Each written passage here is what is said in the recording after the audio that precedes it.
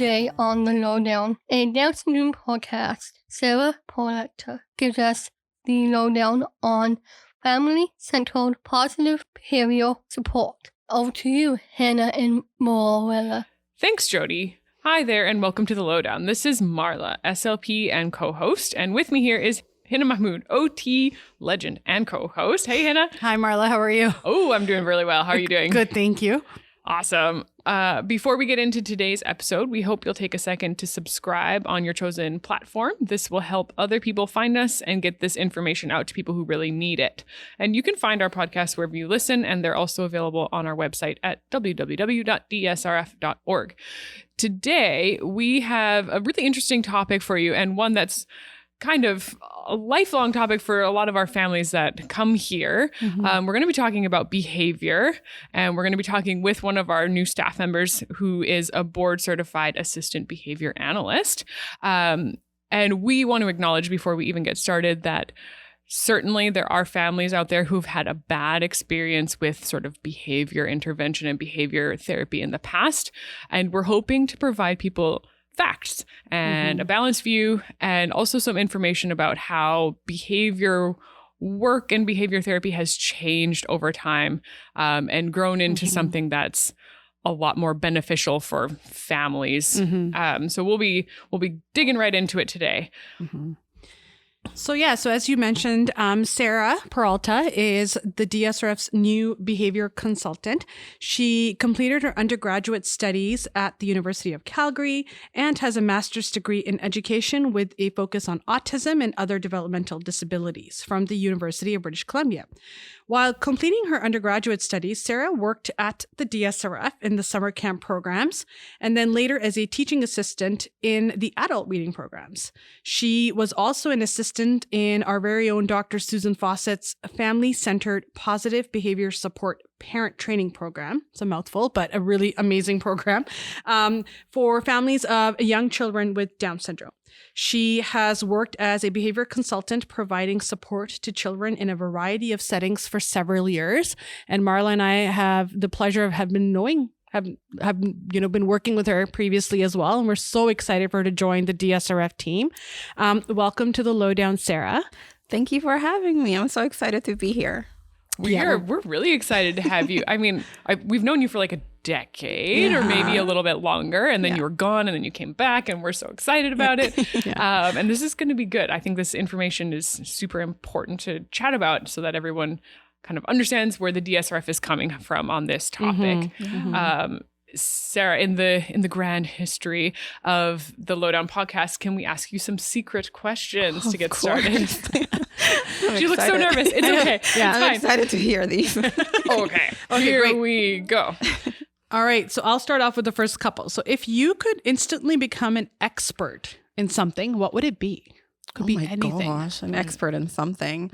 I mean, I feel like I've had this discussion with Susan actually that I wish that I could be a behavior consultant / OT / SLP / teacher, and then be able to just combine all of that information and magically know everything. But I also wish that I could know more about food and just dance, different types of dances. I just want to learn everything. You just want to be an expert in everything. Expert in everything. Love it. Okay, question number 2. What are you currently reading? Ooh, what am I currently reading? I'm reading a lot of ABA stuff, actually, because I'm preparing. Roasting your work right now.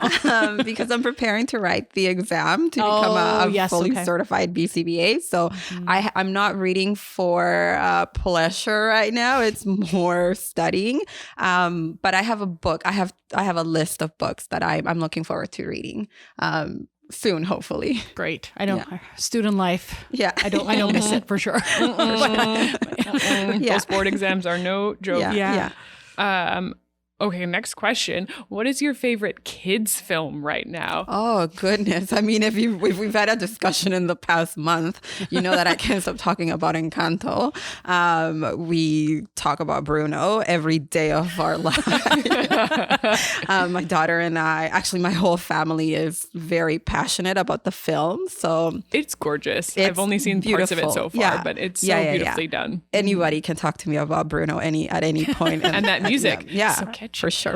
And it's just great because it's like a representation of a community that doesn't get represented in movies. So I'm liking the direction that this is going with more people being you're right. It was included. A beautiful representation of the Latin community. Very cool. Next question. What do you listen to while driving, maybe to and from work? Don't tell me ABA right now. No, I actually don't. Well, I feel like, oh goodness, I listen to a lot of true crime podcasts. Yeah. And I feel like this started during the pandemic when just the world was just very intense. You're like, let's add more. Yeah. And so I feel like it was a way to escape all of that was going on outside in the world. But I was telling Hannah that, I started listening to the LowDOWN, and it's going to be a nice... It's just a nice palate cleanser. Yeah, for sure. No true crime here. No true crime. But yeah, it's a lot of, especially when I'm stuck in traffic, right? It just becomes... It's very alerting. I pair a reinforcing activity with something that's not so exciting. I love it. Fancy that. I love the behavior consultant is using behavior principles applied to yourself. I love it. Okay, last question in our secret question lineup. What would be your favorite dessert? Oh, that's a really good one. I mean, I love food, so anything chocolatey, chocolate cake. I love Black Forest cake, and with like real cherries, not the fake maraschino ones. You want the real goods. Yeah. But I also like flan. I don't know if you've ever had flan before. The one that my mom makes. It's pretty good. Mom's flan. Mom's flan. So yeah. But I love all food, so love it. Yeah. We happen to be recording this over lunchtime. Yeah. I might have regrets for that question. I know. I'm picturing a Black Forest piece right now. Yeah. Okay, let's get into it before I get off on a cake tangent for half an hour. Okay, here we go. Let's go for it. Can you tell us a little bit about your role as a behavior consultant? What does that even mean? Yeah, for sure. Okay, so I generally work with families who want to learn strategies to address behavior challenges or would like support in teaching their children new skills. Behavior consultants work in a variety of settings. They can work with families at their home, but they may also provide support in the community or in the schools. The type of work that I do focuses on enhancing both child and family quality of life. And it also focuses on increasing the range of activities that a family can enjoy together. And I mean, within my role, I make an effort to ensure that goals are client and values driven. And I try to empower individuals to do what they want to do in life and help them to design goals that move them closer to living the life that they want to live. So it's not about getting people to do what like you would want them to do or what society as a whole wants people to do or conform to a norm kind of a thing. It's more about quality of life, enjoyment together, happy family dynamic kind of a thing. Absolutely. What's important to you? What do you want to work on? For sure. Okay. And how do you get this role? How does somebody get your job or learn to do what you can now do? Absolutely. Okay, so a behavior consultant, it's a common term for when referring to behavior analyst, right? It's a term that's used for people like me in BC. And to become a board certified behavior analyst, or BCBA for short, you need to complete a master's program in an approved course sequence in something like education or behavior sciences. You also have to complete 2,000 hours of supervised fieldwork hours and then pass an exam, the one that I'm the board exam right now. Yeah. And so another credential is board certified assistant behavior analyst, or BCABA for short. And so this means that you have completed an undergraduate program and have completed supervised fieldwork hours as well. And as a BCABA, you require a BCBA to provide supervision during that time that you're preparing to become fully certified. However, it's also common for newly certified BCBAs to continue with supervision for some time after becoming certified. And BCABA, these are the credentials that I have right now. I'm a BCABA and I'm preparing to write the exam, which is the last step for me. Dun, dun, dun. After thousands of hours. Yeah. And I think that's the thing that I didn't realize is that there are these like multiple steps and that you are being supervised as a student. It's not like, okay, you've learned it, now go out. Like it's like a stringent code of ethics and a stringent level of supervision to ensure that the services that you're providing are, meeting a certain level of standards. So, and I think a lot of people that are listening probably aren't aware of that and are thinking that, okay, you're just becoming an ABA, do a course and you're good to go. And it's not like that at all. I think people might confuse BI with BCBA or BCABA. Could you maybe talk a little bit what's a BI in relative to what you're doing? For sure. So a BI stands for behavior interventionist. And this is usually a person who works in the home with the child. It's usually a student who's gaining experience in the world of early intensive behavior intervention. And they are being supervised by a BCABA or BCBA, depending on the team and the needs. This is the person who's working one-on-one with the child. But a BCABA and a BCBA will have more education and more experience, and they're overseeing the programming that the behavior interventionist is implementing. So the behavior interventionist is not the person who's deciding the goals or the criteria for success or what direction you're heading in. All of that is done by somebody in your role or in BCBA role. Yeah. And I mean, the parents are in charge of the direction. The direction that the programs are going to go in. But the behavior consultants are in charge of creating those goals, putting the programs together, and then training the BIs for implementation. But it's a collaborative approach too, right? BIs are in the homes and they get to know the kids really well as well. So they're a valued team member for sure. BIs, behavior interventionists, are not as regulated as BCBAs and BCABAs. And so I would assume that the relationship that you would have with a BI is also super important to develop so that you know kind of who your teammates are and how that works. For sure. And I mean, there is another credential that you can have that there is under the Behavior Analyst Certification Board, the BACB. So in the US, it's very common for BIs, behavior interventionists, to become certified as well. And their title is Registered Behavior Technician. That's something that we're starting to see a little bit more in Canada, but it's not as common as it is in the US. Yeah. Thank you for demystifying all of that. It is a tangle. And I also think you guys need some more letters. There's too many A's and B's and C's. I know we need to work on guides. That's something that we're really working on. Just, using terms that people will be more know what they actually with. mean. Yeah, totally. For sure. I feel like in OT and I'm sure in SLP, there's so many terms that are interchangeable because whether it's, different countries or different regulating bodies, everyone kind of, and it gets confusing. So thank you for providing us with that delineation because it is a bit easier for parents to now understand, okay, this person is in charge of this and For sure. Yeah, absolutely. And whenever there's a board involved, what that means essentially is that you can't just call yourself that job. No. You have to pass a test. You have to prove that you can do it. So all of us are in regulated professions, which means there's oversight on our jobs and we have to study hard and do a lot of school to be able to, do our things. But behavior, applied behavior analysis, board certified behavior interventionist. See, it's very complicated. This is another one of those regulated professions. And I think that people don't necessarily know that. You can't just walk off the street and be like, I know everything about behavior now. Yeah. And so like you said, the credentials that we have are BCBA, so board certified behavior analyst, or for myself would be a board certified assistant behavior analyst because I have to take that exam.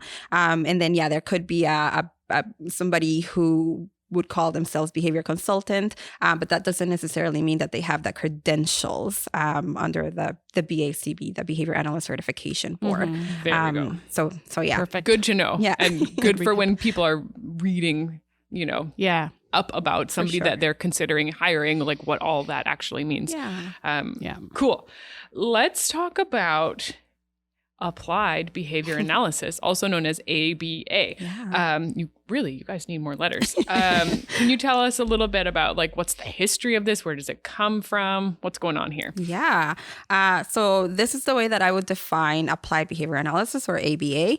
ABA is a science, and this is really important that that we're all aware of, that it is a science which uses methods derived from the principles of behaviorism to improve behaviors that are important to an individual or a group of people, and where variables or conditions are studied to figure out what is responsible for the improvement of behavior.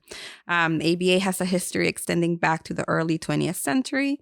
One of the most popular behavior analysts is B.F. Skinner, and I feel like if you ever took a psych course, Psych 101, right? There was Pavlov. a little section Yes. on this. But yeah, Skinner is considered the founder of ABA, and ABA has evolved over the years. Demand for behavior analytical services has exploded in the U.S. and Canada over the last 15 years and continues to grow at a fast rate. When talking about principles, one of our founding principles is that behavior is affected by its environment, and this refers to everybody's behavior, regardless of whether it is considered desired or undesired behavior. When challenging behaviors occur, it's a result of accidental learning. And so what this means is that this happens within a context, an environmental context, where behavior is affected by what happens before and what happens right after as well.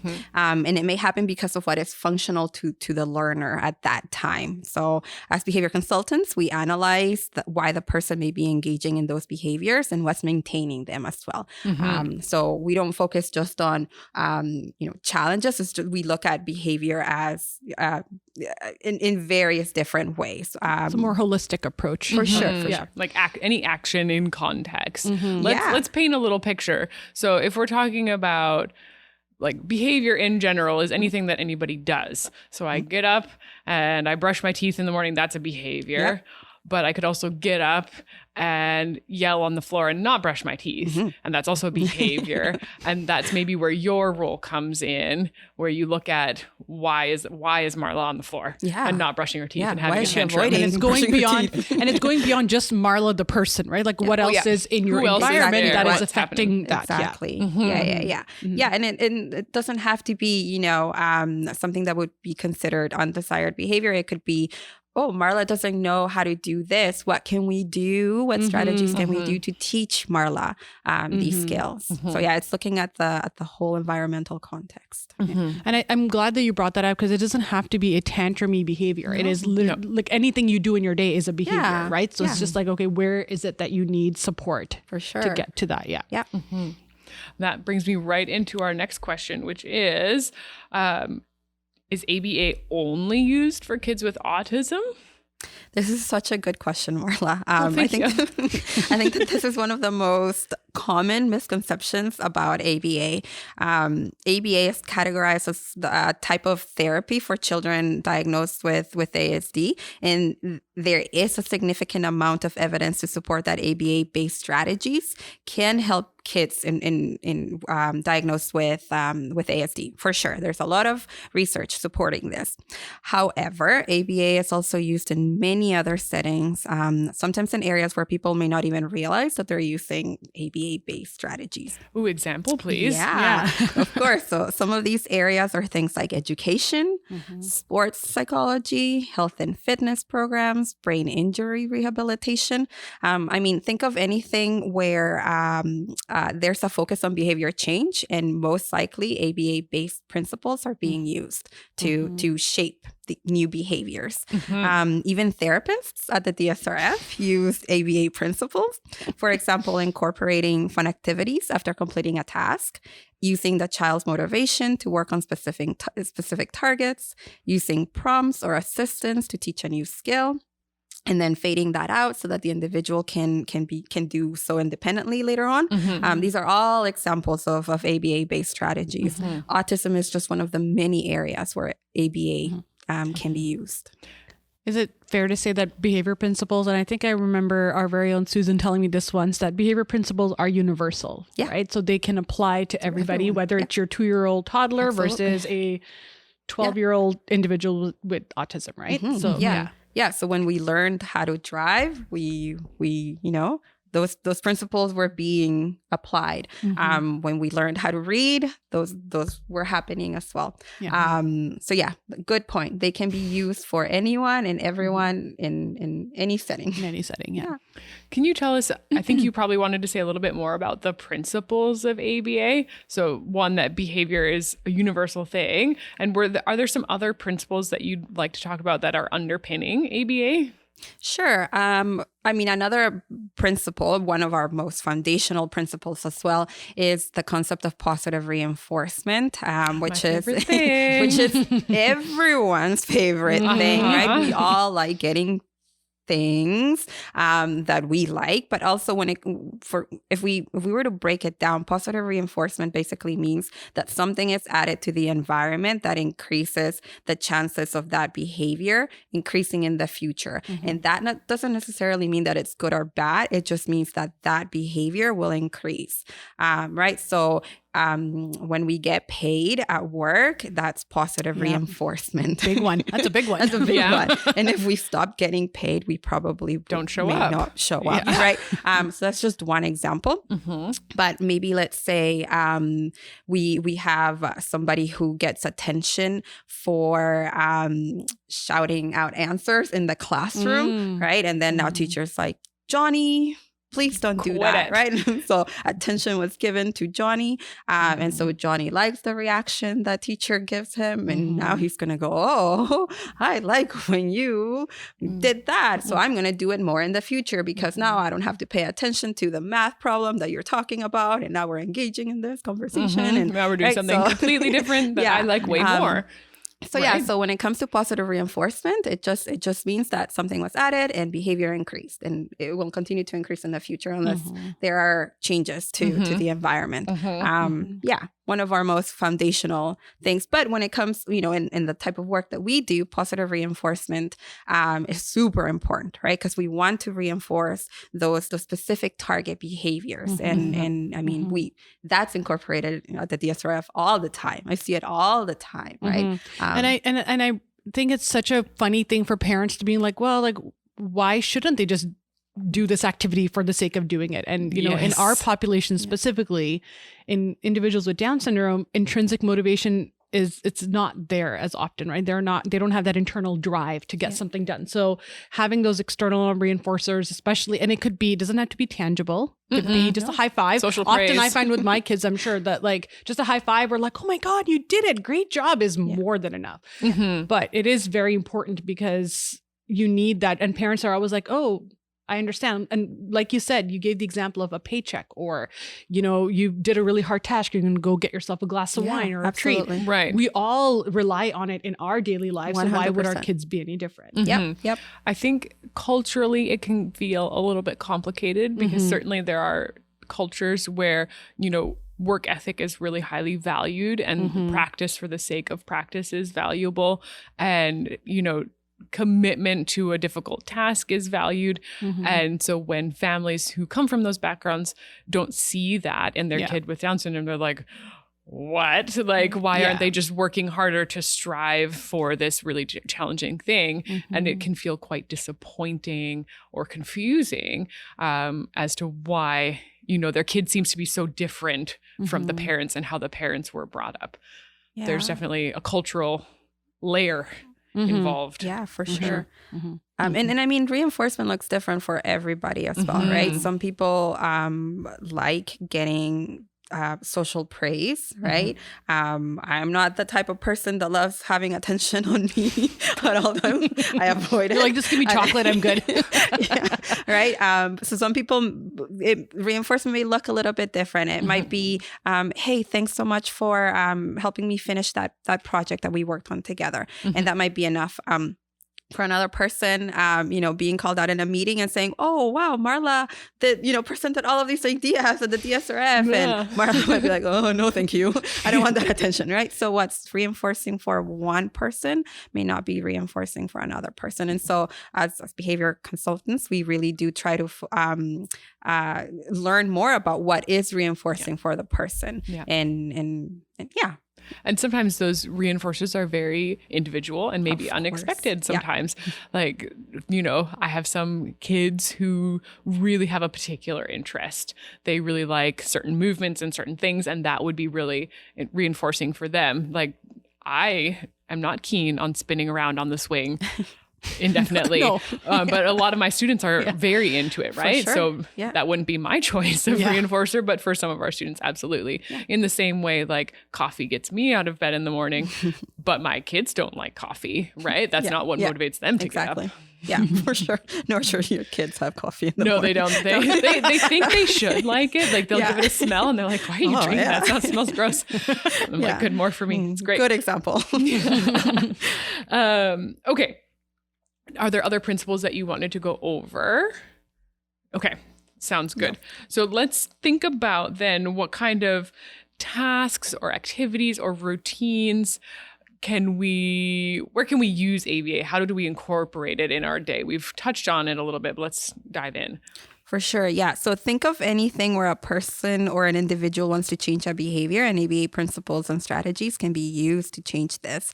So for example, this could be improving a mealtime routine for a family. So let's say child is not sitting down at the table, right? They come and go. Or maybe are you describing my home life right now? Oh, interesting. How did you know? Too, right? Very, very common thing for little ones, right?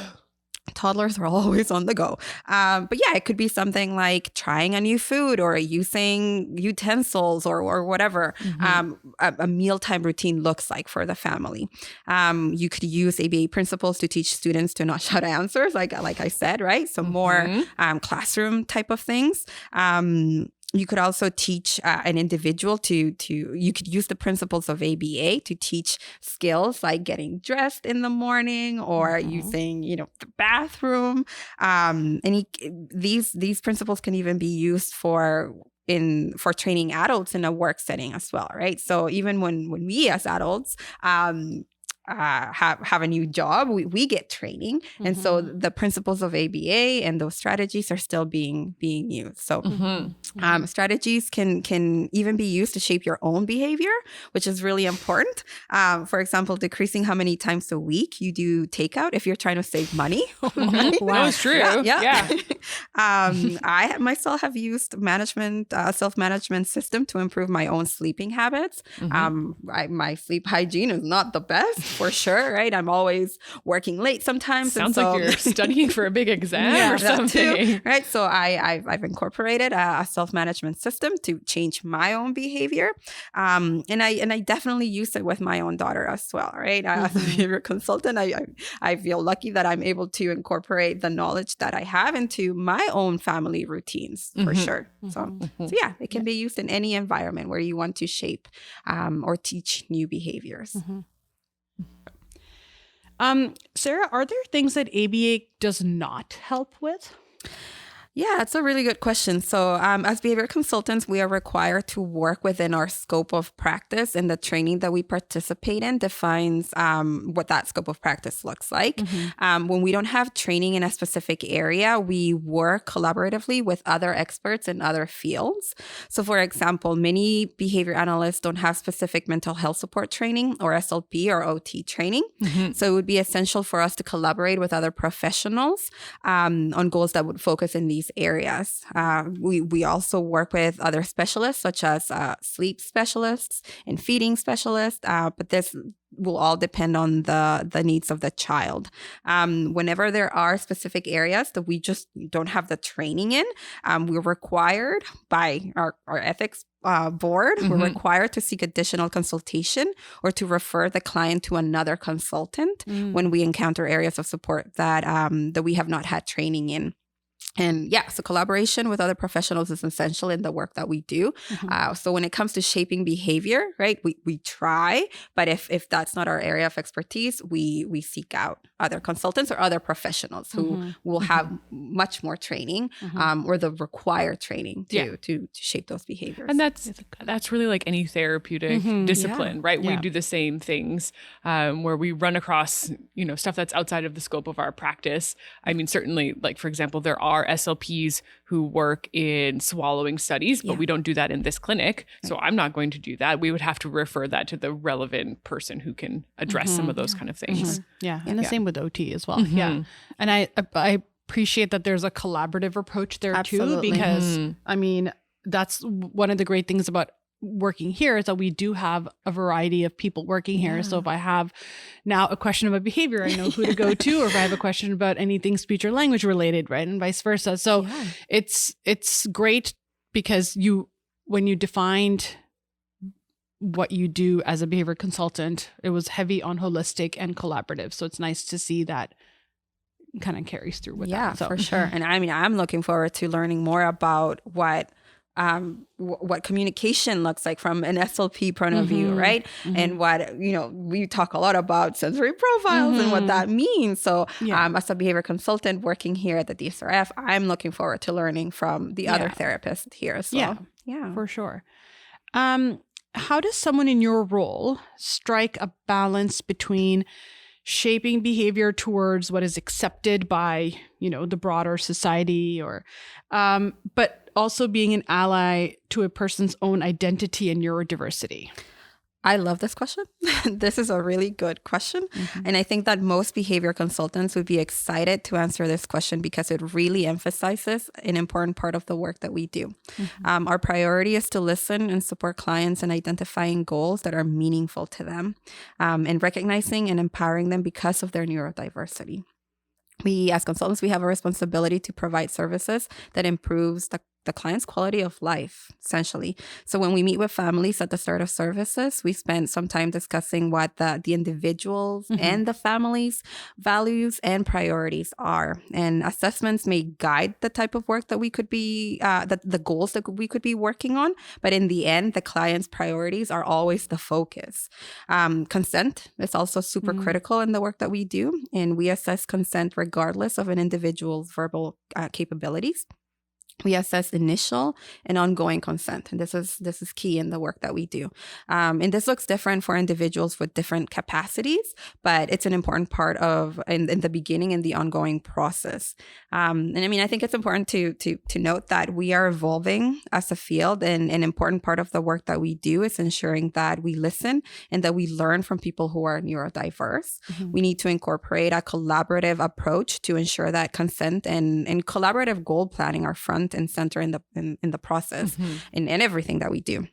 I mean, for me, as my clients get older, I make a conscious effort to ask what type of things they would like to work on. What do you want to learn? Was there something that you wish you could do? Anything that you want to learn about that you haven't learned about yet?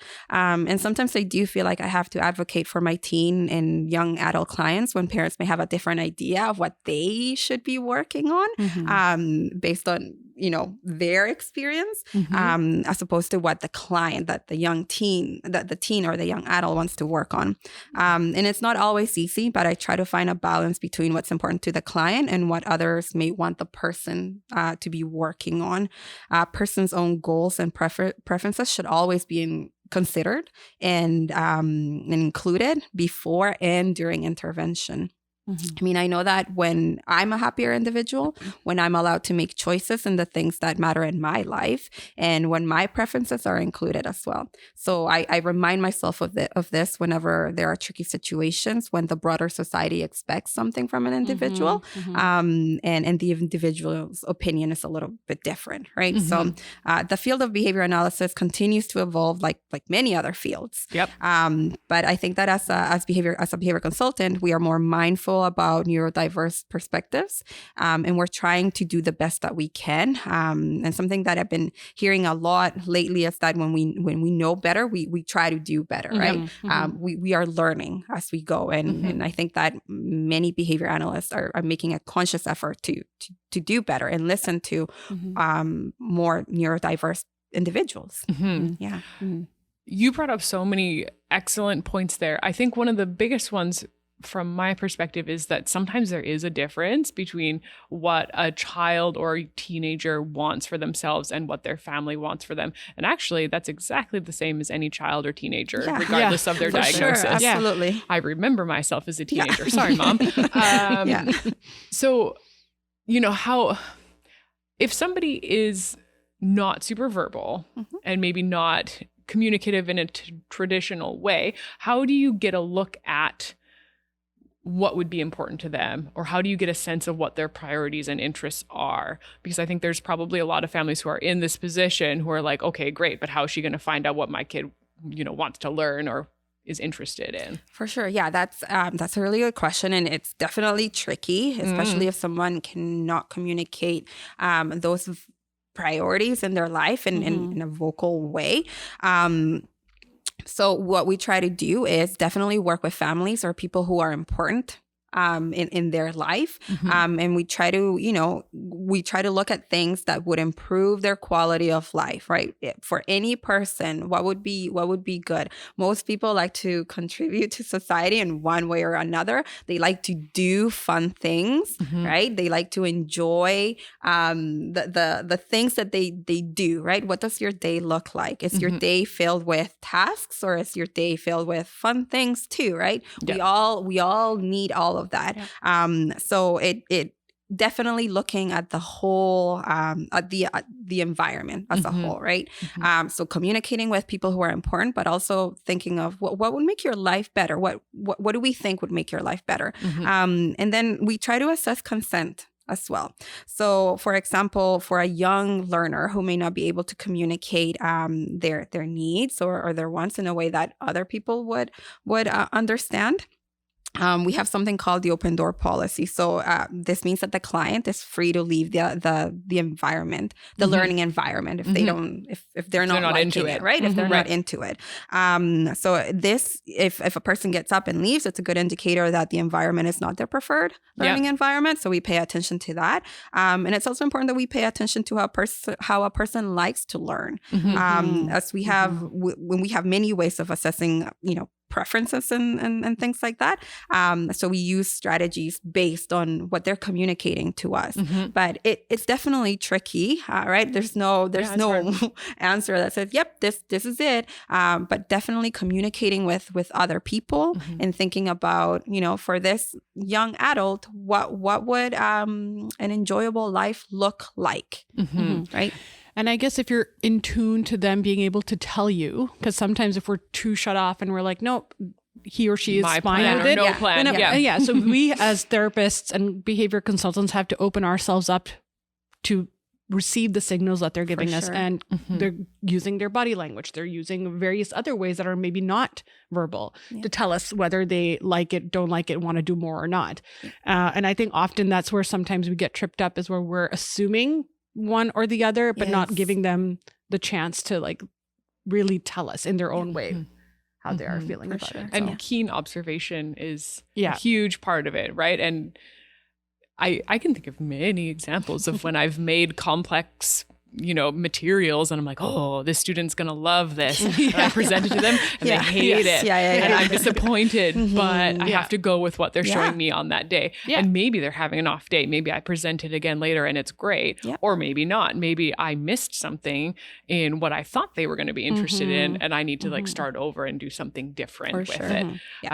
Yes. And I like that you mentioned honoring the person on that day. I think that's so important. Yeah. Especially in situations where, for example, if anyone's listening to this discussion right now, they're probably thinking of things like stimming, right? And there's this large movement, hopefully getting larger, towards having stimming be an acceptable form of regulation or whatever the purpose. There's different purposes for it. But if a person on a particular day needs to stim more or needs to do this to get through the day, then we as the people working with them or in their community should honor that. And on some days they're going to be fine. They may not need to stim as much.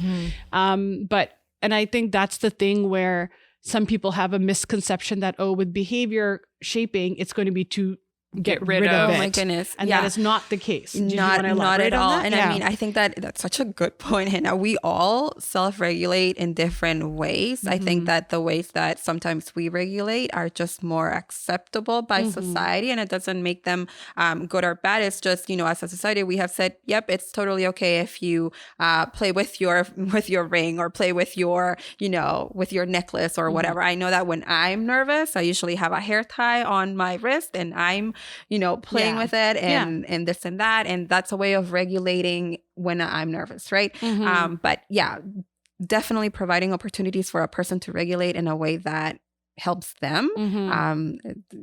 It's essential. It's critical in the work that we do, right? And nobody, at least for myself, I don't think that should be removed. We should provide opportunities for the person to regulate in a way that is beneficial to them. Yeah. And the thing is like, imagine someone telling you, Sarah, you cannot do it that way. Yeah. So if we shift the perspective, it's like, why can't this person rock back and forth if it's helping them? Who are they hurting? Right. So I think definitely as a society, we need to shift our thinking, but, and especially in not assuming that behavior consultants will come in and stop your kid from stimming. And obviously there's situations where it could be self-harming and it can be not safe. Definitely, then we have to figure out something else that's more functional and meaningful. But for the most part, a lot of our people that stim, why is it not okay for them to do it? Right? Yeah. Or even if it were, disruptive to the classroom. Yes. Maybe let's say you like to get up on top of the desk and sing really loudly, right? Yeah. That's okay. I've seen it. But I've seen it. But maybe not when, Mrs. O is teaching, right? Yeah. Maybe you can we can teach you to ask for a break or to go somewhere else where you can engage in this behavior. Do that. Yeah, definitely. Find a place for it. And also if maybe find something else to do in the classroom that also satisfies that need, right? Absolutely. Sure. Stimming is a really interesting topic. I think from a parent's perspective, what I hear a lot is it makes it very obvious that my kid is very different. And people have had such negative experiences or interactions with the public over time that they just don't want to have that because they are sick of that conversation. They don't want to have to explain it anymore. And that's really a societal level work and change that needs to happen. The onus should not be on the parents of our students that we see here. That's part of the reason why we're making this episode. Yes. But yeah, the problem is not the stimming. The problem is the public, probably. Yeah, it's our perception of it. Yeah. And we're all learning, right? And we all have a role to play. I mean, I know that I'm sure we're all advocates for the people who we work with. And I know that for myself, whenever, there are behaviors that maybe, are not welcomed in the classroom or at home or out in the community, then we try to teach replacement behaviors or other ways, or when can we do this? But the point should not be let's remove these behaviors that help you regulate. Right? Exactly. Yeah. It's just giving you a bigger toolbox, right? Of things that you can use. So for sure. That's really all it is. Yeah. And there are certainly times where we need to find a replacement. If students are ending up with bruises because they're hitting their own face, those kind of things, we got to find something that's not going to hurt the student that does the same thing. Often those students are stressed, and so their stimming is, not helping them stay regulated. They are dysregulated, and they need a bigger toolbox. So that's on us. It's kind of not me to help. That's Hannah's job. Go Hannah, go. To find something that's more functional for them. So it's not that we never get into stimming, but we don't try and nix it. Yeah. Yeah. And I mean, as a behavior consultant, it's really important when we do our assessments as well, right? We try to do functional assessments to figure out why are you engaging in this behavior? And based on that, strategies are implemented to address the function of that behavior. And it might mean that it could, we might, there might be a replacement behavior, right? Because we don't want you hurting yourself. So what other strategies can we teach you so that you learn to regulate? Yeah, for sure. Yeah. And I think those functional assessments are, I mean, we could probably do an episode on just that because I know it's a very like detailed, complex process. But I think in that assessment, you're understanding why they're stemming and what they're getting out of it. That can help you in helping them, right? Absolutely. So you really have to be a detective. Even with sensory stuff, I say to parents, you have to be a detective. Like, when are they doing a certain sensory behavior? Yeah. So really have to overall figure out the context, as you said earlier. Yeah. And also remembering as well that sometimes if a person is engaging in a behavior, and, you know, sometimes if the broader society wants to get rid of it, I feel like as professionals, we need to ask ourselves, why do we want to get rid of it? Is it because we just don't like it? Or is it because it's actually harming the person, right? Is it really question. like, Yeah. right? Yeah. Is this very good question. really, Is this a real really problem? harming the person? Is this a Yeah. real problem? Or is it just loud? Annoying. You problem, Yeah. me problem. Yeah, Right? exactly. So we all have a lot of work to do in that area. It's true. It's true. And like this, to be super clear, this is with all people, right? Everybody has annoying habits. We talk a lot here at lunch about people who chomp on their forks. Hannah hates that. But you know, everybody does things that other people don't like. Yeah, absolutely. For sure. And that doesn't mean that they need to stop doing it per se. Yeah. Warrants further investigation. Exactly. Then if I don't like anybody chomping on their fork or eating loudly, then I come up with strategies to help me regulate during that, right? I'm not going to stop them from doing what they need to. Exactly. Right? Yeah. So I have to, it's a me No one's problem. allowed to eat with Hannah. Which means, exactly. Yeah. Sarah, what should families seek out when looking for behavior support?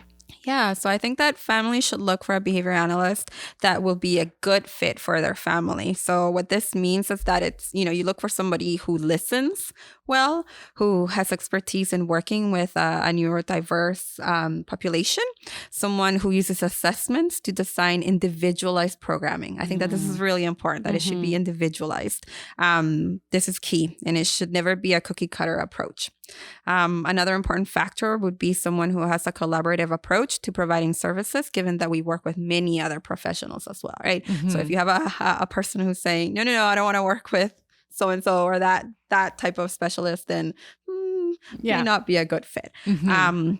But yeah, many behavior consultants will encourage families to interview multiple people to find the best fit for their families, right? So whenever I there's a service inquiry, I meet with them to just figure out, am I a good fit for you? Are you a good fit for me? Am I able to provide the services that you need? Because maybe they want to focus on something that I don't have any experience in, right? So then I would refer them to somebody else. So yeah, it should be a good fit for both sides.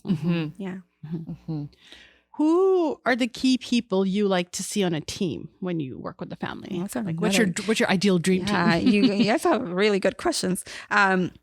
Definitely always family members. I often tell parents that I don't work with just the child, that I work with everyone who's important to the individual. So, you know, if grandma and grandpa are involved in their lives, then they're welcome to participate in the intervention process. And same with siblings. Siblings play an important role in the work that we do, right? Other than family members, other team members will vary depending on the needs of the child, but this could definitely be SLPs, OTs, and the child's school team, of course. As I mentioned earlier, a collaborative approach is super important in the work that we do. Behavior consultants have knowledge and are trained in behavior analytical support, right? That's the training that we have. However, we are not experts in other areas. And so it would be important to collaborate with other professionals who have an expertise and are also considered team players. The focus is to work collaboratively, right? Yeah, absolutely. And to kind of zoom out on everything now, what would be signs to you that like, oh, it's going really well? What are you looking out for to know that what you are helping the family through is going in the direction that you would hope? That's a good question. We check in with families often. And if the family feels like they are making progress, then I take that as, okay, things are going well. We, as behavior consultants, we have goals and targets, and sometimes it's really small things. So let's say it was something like we want to improve a mealtime routine, right? And it might be something like we're just going to work on sitting at the table, getting little one to sit at the table for 10 minutes, right? And it might seem like, oh my gosh, only 10 minutes? That's not a lot. They barely ate anything. But if they're consistently sitting down for 10 minutes, then we're meeting that goal. We're meeting that criteria. And if mom and dad or whoever, they're happy with that, then we say, great, we celebrate all the success. Right. I'm sure in this field, we throw big parties for things that may seem really small. So always checking in to see how family members, how others are feeling about the work that we're doing, and looking at data as well, right? As a behavior consultant, we do take a lot of data, and we take a look at that to see are we making progress, and how our mom and dad, or whoever is feeling about the work that we're doing, and asking the client as well, right? So if I'm working with someone who I can connect with, I can ask questions. I ask them as well, hey, how are you feeling about this? Always doing those check-ins with the individual as well. And I think you had mentioned earlier that you check in with the families, and for a lot of your families that you work with, the check-ins kind of happen like even if a target has been achieved, but you're still like checking in after the fact, how are things going? Because obviously with the nature of behavior, new behaviors can crop up. For sure. Or sometimes you can go back a couple of steps and you might need some support to get back on track. Definitely. And some behaviors can be maintained in certain settings, right? And then maybe child has learned to do certain things at home, but then maybe they're not being transferred to school, right? So we try to have it so that we create opportunities for the child to maintain behaviors in one setting and then generalize these skills across all settings and across individuals and different things in the environment. Yeah. And I think it's important to note here that because our group of people is quite medically complex, it's not out of the realm of possibility to feel like, wow, we're done with behavior X. Haven't seen it in 5 months. It's over. And then somebody gets sick or something happens, often it's being sick, and then, oh, now we're seeing it again. And that doesn't mean that you've failed at it, but maybe calling your BCBA back up and saying, okay, now what do we do? We're seeing it again. That does happen. Yeah. And it's very common, right? And I mean, I think that one example that I can think of is when let's say you're training for a marathon. I feel like I've done this so many times where I say, I'm going to start running and I'm going to do all these things, right? And then I do start and then I reach that goal and then I stop for whatever reason, right? And then I don't practice those skills. And then it's time for me to practice again. It's difficult. New marathon. Right? Yeah. And New marathon. The next one. I sound like I run all the time, but I really don't. But things will come up, and sometimes behaviors or routines are reinforced, and we're really good at practicing some things, and then life happens, and then we forget to practice certain things, and that's family life. That's very common. So I think that it's also important for parents to remember to not be so hard on themselves as well, right? Like this is life. This is family life. It gets busy and chaotic at times, and I think that sometimes something that I like to say to parents all the time is that I can see you're trying your best, and this is the best that we can do within this situation. Let's focus on that small goal, and let's focus on that, and then we'll look 100%. At everything else. And you mentioned earlier that even the small, incremental things, especially with behavior, are to be celebrated. And I think sometimes in the busyness and complexity of life, parents lose sight of that fact. So it's great as professionals that we can bring their attention back, being like, remember 2 weeks ago, they weren't able to do this. Now they can do this, right? Yeah. And that's a really important part too. For sure. Yeah. Very cool. Yeah. I think it can be challenging to keep both things in mind, right? Like this long-term goal of where you hope your kid is going to be, and then these short-term things that are actually happening now, and to celebrate these little things that are now without also simultaneously grieving that you're not in your long-term place yet. That required a very large gesture on my part for people who are listening.